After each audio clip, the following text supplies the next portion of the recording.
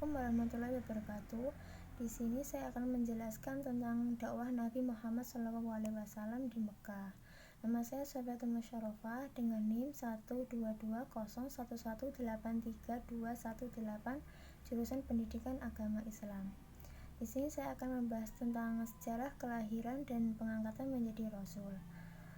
Nabi Muhammad SAW dilahirkan di Mekah pada tanggal 12 Rabiul Awal tahun 571 Masehi. Disebut dengan tahun gajah karena berkaitan dengan penyerangan tentara bergajah yaitu Abrahah terhadap Mekah. Ayah Nabi Muhammad bernama Abdullah bin Abdul Muthalib dan ibunya bernama Aminah binti Wahab. Nabi Muhammad ini sejak kecil itu disusui oleh ibunya hanya beberapa hari saja. Kemudian beliau disusui oleh Halimah Sa'diyah.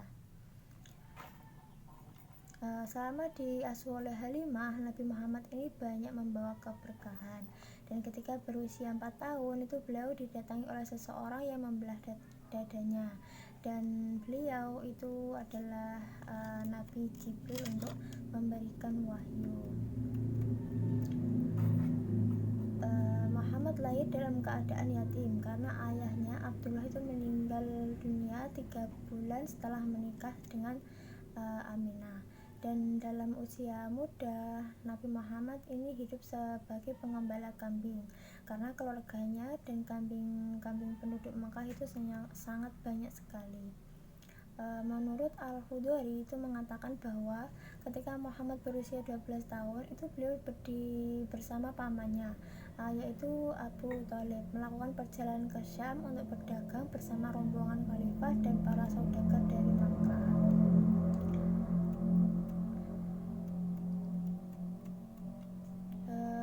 Dalam perjalanan ke Syam untuk berdagang tersebut, setiba di Basrah itu diawasi oleh seorang pendeta yang dikenal dengan Buraiha. Buraiha itu menemui mereka layaknya menyambut seorang tamu.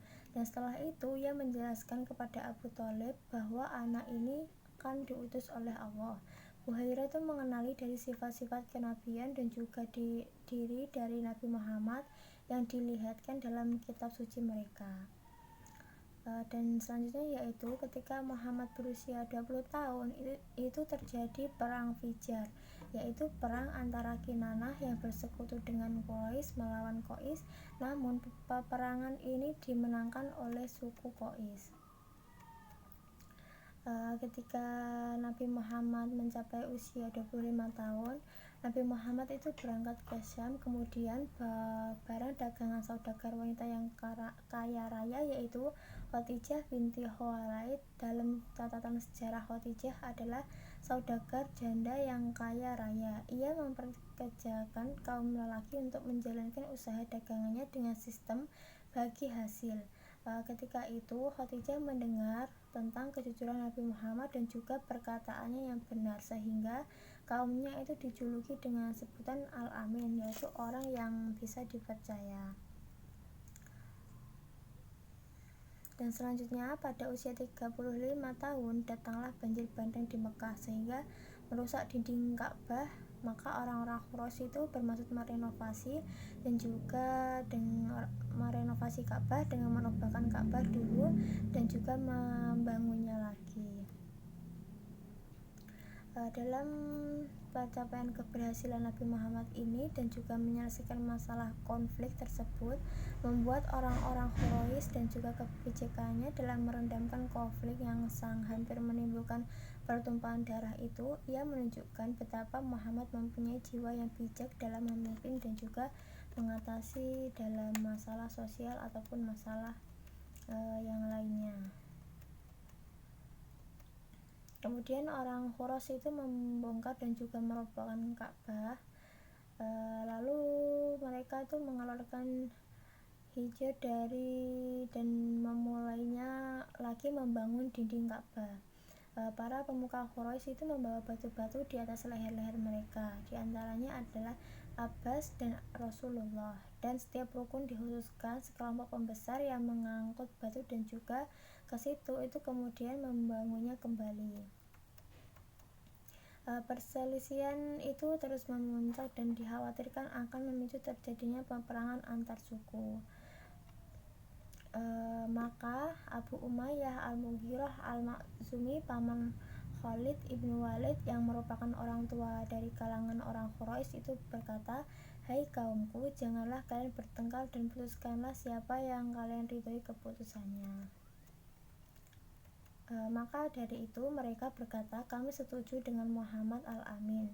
Untuk menyelesaikan perselisihan tersebut, Nabi Muhammad SAW menggelarkan sorban. Beliau mengambil Hajar Aswad dengan kedua tangannya di tengah-tengah sorban tersebut. Kemudian Nabi Muhammad itu meminta untuk seluruh kepala kabilah atau suku yang tadi yang berselisih untuk mengangkat dan juga membawanya ke tempat peletakannya Hajar Aswad. Setelah sampai pada tempat semula, lalu beliau itu berdiri dan juga mengambil meletakkannya dan juga tempat semula. Keberhasilan Nabi Muhammad dalam menyelesaikan masalah ini hampir orang-orang Quraisy dan juga kebijakannya itu menimbulkan pertumpahan darah, karena itu tadi ia menunjukkan betapa Muhammad memiliki jiwa yang bijak dan juga pemimpin dan dalam mengatasi masalah sosial. Selanjutnya yaitu permulaan dakwah Nabi Muhammad. Di sini saya bagi menjadi 3. Yang pertama, Allah itu mengutuskan sebagai pembawa berita gembira dan juga pemberi peringatan untuk mengeluarkan mereka dari kebodohan yang gelap menjadi cahaya ilmu, yakni diangkat sebagai nabi dan rasul. Sebagaimana dijelaskan oleh Mahmud Basyah ahli falak bahwa peristiwa itu bertepatan pada 17 Ramadan tahun 13 sebelum Hijriah. Beliau itu diangkat ketika sedang bertahan di Gua Hiro, sebuah di Jabal Nur yang terletak beberapa kilometer sebelah utara kota Mekah. Tempat itu Nabi berusaha menenangkan diri dengan beribadah dengan beberapa malam. Hal itu malaikat Jibril mengajari dan meminta Nabi untuk membaca wahyu Quran surat Al-Alaq 1-5. Dan yang kedua, pada masa periode awal ini, kerabat Nabi yang menerima dakwahnya antara lain istrinya Siti Khadijah sebagai wanita pertama yang masuk Islam, lalu sepupunya Ali bin Abi Thalib sebagai orang yang pertama masuk Islam dari anak budaknya yaitu Zaid bin Harisah sebagai orang pertama masuk Islam dari hamba sahaya, dan juga sahabatnya Abu Bakar As-Siddiq sebagai orang yang pertama masuk Islam dari laki-laki dewasa. Setelah itu, yang ketiga, dakwah secara sembunyi-sembunyi.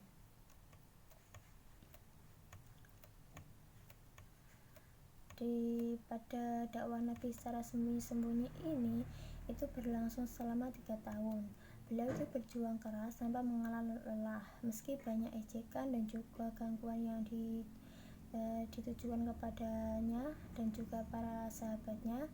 Akan tetapi dakwah secara sembunyi-sembunyi ini berakhir ketika turunlah perintah untuk berdakwah secara terang-terangan, sebagaimana firman Allah surat Al-Hijr ayat 94, "Maka sampaikanlah olehmu secara terang-terangan segala apa yang diperintahkan kepadamu dan berpalinglah dari orang-orang yang musyrik."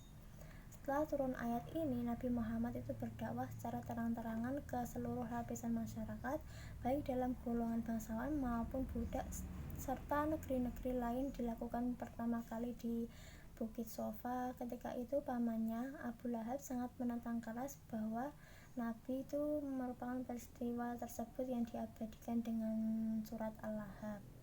Dan selama 13 tahun di Mekah, yaitu tahun 610 sampai 622 Masehi, Nabi Muhammad ini memberikan wahyu dari Allah yang turun secara berangsur-angsur, tidak langsung terus banyak gitu. Surat yang diturunkan selama Nabi Muhammad di Mekah ini dinamakan surat Makkiyah yang meliputi 89 surat dan 4726 ayat. Selanjutnya yaitu perhatian dan juga prioritas dakwah Nabi Muhammad SAW. Selama Nabi Muhammad berdakwah di Makkah, itu ada saja masalah yang menjadi prioritas dan juga perhatian yang ingin dicapai oleh Nabi Muhammad. Masalah itu yang pertama yaitu mengajarkan ketauhidan. Tantangan dalam berdakwah Nabi Muhammad di Makkah ini adalah meluruskan akidah masyarakat Arab jahiliyah zaman dulu, yang mana mereka itu memiliki kepercayaan berbagai Tuhan, yaitu menyembah berhala, menyembah jin, malaikat, bulan, binatang, dan juga arwah nenek moyang dan lain sebagainya. Setelah Islam datang dan membawa ajaran tauhid, penyembahannya kepada Allah yang Maha Esa, tak beranak dan juga tak diperanakan, begitu juga yang berkaitan dengan kebudayaan. Kebudayaan Arab pra-Islam ini sangat dipengaruhi oleh mitologi dan juga ajaran-ajaran yang sesat lainnya. Dan yang kedua, kondisi masyarakat Makkah yang menyembah berhala. Pada zaman ini Nabi Muhammad itu mendapat tugas mengajak masyarakat Makkah untuk menyembah Allah Subhanahu wa taala. Tetapi ajakan Nabi Muhammad itu bertentangan dengan kondisi serta kebiasaan masyarakat pada zaman dahulu. Selanjutnya yaitu memberi kabar tentang hari pembalasan.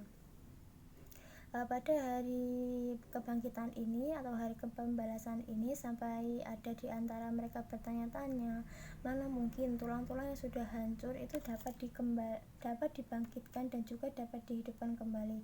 Padahal Islam itu mengajarkan dan memperingatkan kepada manusia bahwa di dunia ini hanya sementara dan tidak akan ada yang abadi hanya di akhirat. Namun Nabi Muhammad ini memprioritaskan dakwahnya kepada ajakan untuk mempercayai adanya hari pembalasan, bahwasanya hari pembalasan itu ada dan mereka perlu menjaga kehidupannya untuk selalu sesuai dengan aturan dan tuntunan Allah. Karena setiap kebaikan itu akan mendapatkan balasan kebaikan, begitupun sebaliknya. Dan selanjutnya yaitu merubah perilaku masyarakat jahiliyah. Dalam tatanan kehidupan sosial masyarakat Arab pra-Islam ini terdapat pada suatu tradisi yang melanggar etika atau akhlak dan juga HAM seperti perjudian, minuman keras, merampok, berzina, dan perbuatan yang melanggar hukum dan tatanan sosial masyarakat. Sementara itu Islam selalu mengajarkan perbuatan terpuji seperti menolong manusia, gotong royong, tidak melakukan fitnah, dan juga tidak mengambil hak yang bukan miliknya. Karena pada kondisi masyarakat Makkah yang terkenal pada masa jahiliyah dulu, itu mereka bodoh dan juga intelektual, tapi mereka itu bodoh dalam perilaku yang cenderung merusak tatanan sosial dan juga tatanan pribadi masing-masing. Pada masa ini Nabi Muhammad secara bertahap merubah perilaku mereka sehingga itu mereka menjadi makhluk yang baik dan juga benar. Selanjutnya, pengangkatan dan juga melindungi hak asasi manusia. Dalam hal ini, di dalam kehidupan masyarakat Arab pra-Islam terdapat tradisi perbudakan, yaitu mereka itu memperbudak atau menjual belikan budak seperti berdagang-dagang lainnya, dan perbuatan itu mereka lakukan tanpa penyesalan seolah tanpa dosa. Sedangkan menurut ajaran Islam bahwa manusia itu sama derajatnya, hanya takwa yang membedakan mereka, karena kehadiran Islam itu justru membuat pengangkatan martabat mereka yang tertindas seperti para duafa dan juga fakir miskin. Perbedaan inilah pada akhirnya mereka tuh membawa perbenturan dahsyat antara masyarakat Arab kafir dan juga mukmin di atas Arab Makkah. Selain itu, status wanita itu dianggap sebagai aib bagi keluarga mereka dulu karena kebiasaan mereka membunuh balita atau anak perempuan yang baru lahir untuk menghilangkan aib keluarga. Selanjutnya, respon masyarakat Makkah terhadap dakwah Nabi Muhammad SAW. Orang kafir Quraisy tidak senang menerima kehadiran agama Islam di tengah kehidupan mereka. Para tokoh masyarakat itu mulai menyebar isu yang tidak benar mengenai ajaran yang dibawa oleh Nabi Muhammad, sehingga banyak masyarakat yang terpengaruh oleh isu-isu yang menimbulkan fitnah tersebut. Yaitu yang membawa fitnah yaitu Abu Lahab. Ia mulai menghasut masyarakat Arab Quraisy supaya membenci Nabi Muhammad SAW dan juga Islam ajarannya. Hambatan dan juga gangguan, ancaman itu selalu ada dan dilakukan oleh masyarakat kafir Quraisy terhadap umat Islam, sehingga akhirnya umat Islam diperintahkan oleh Nabi Muhammad.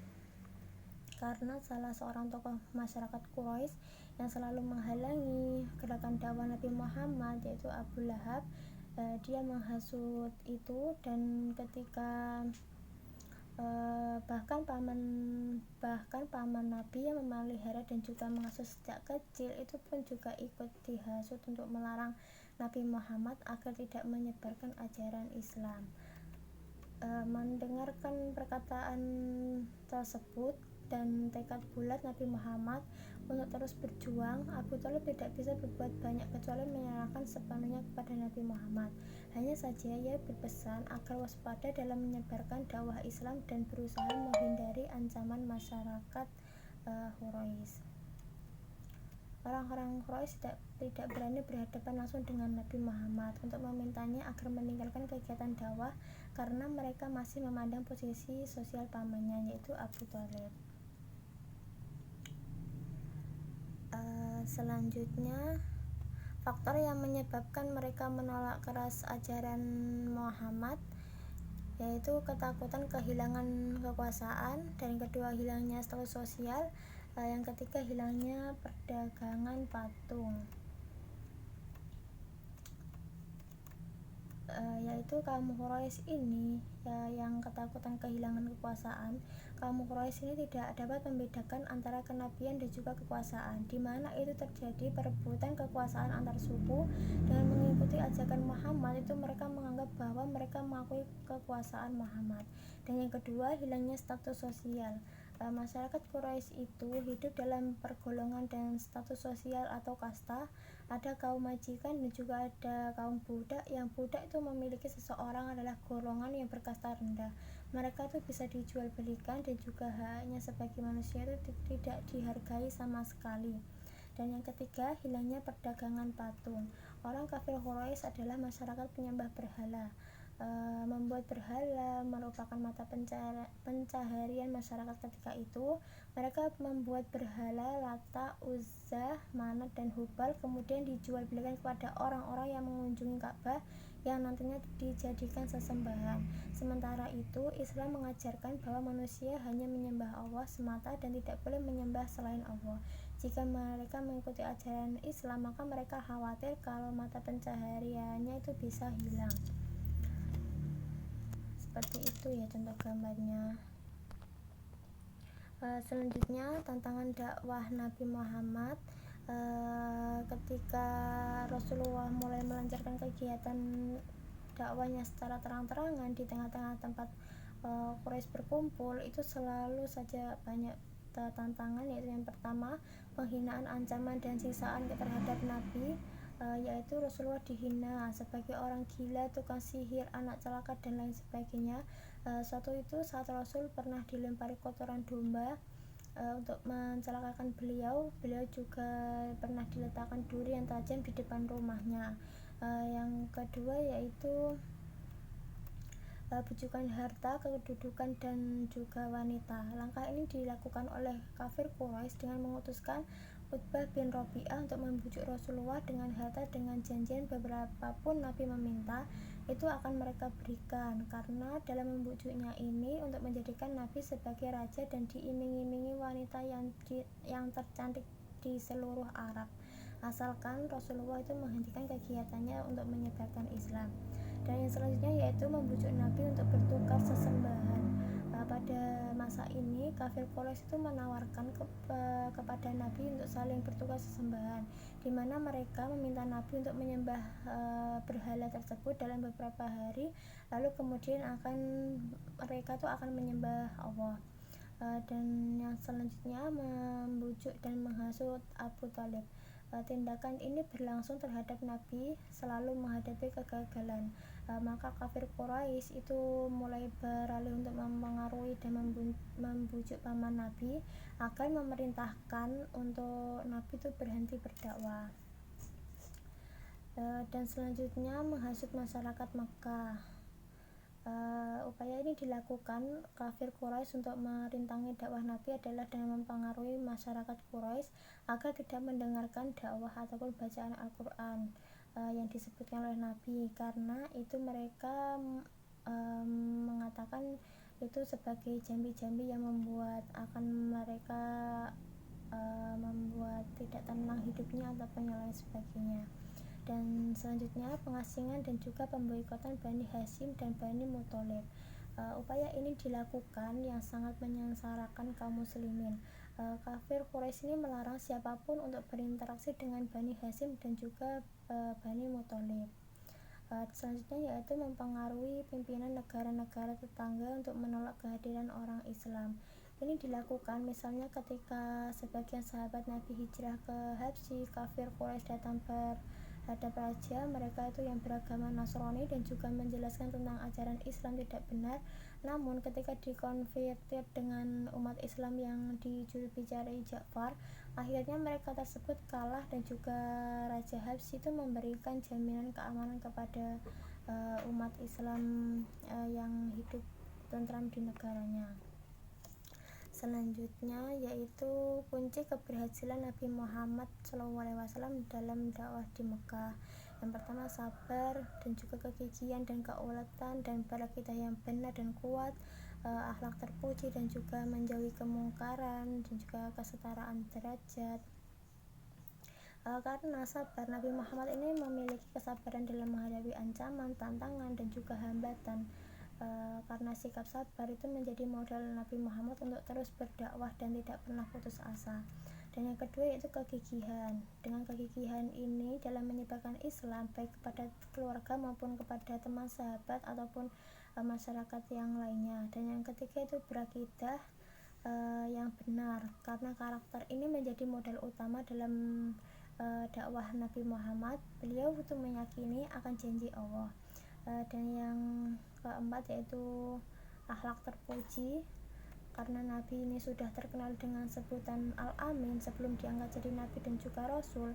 Masyarakat Quraisy sudah mengakui kebaikan dan juga kejujuran Nabi Muhammad, sehingga ketika Nabi Muhammad itu diangkat menjadi Nabi dan juga Rasul, semua orang itu tidak bisa menolak akan kebenaran dakwahnya, tapi karena kesombongan dan keangkuhan menjadi masyarakat Quraisy itu mereka menolak ajaran dakwahnya. Dan yang terakhir itu kesetaraan derajat, karena pada Nabi Muhammad itu menjunjung tinggi persamaan derajat sesama manusia.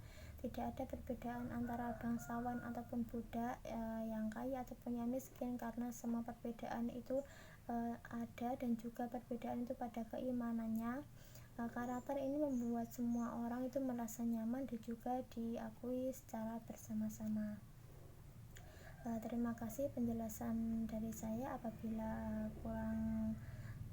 kurang jelas ataupun ada salah kata mohon dimaafkan. Wassalamualaikum warahmatullahi wabarakatuh.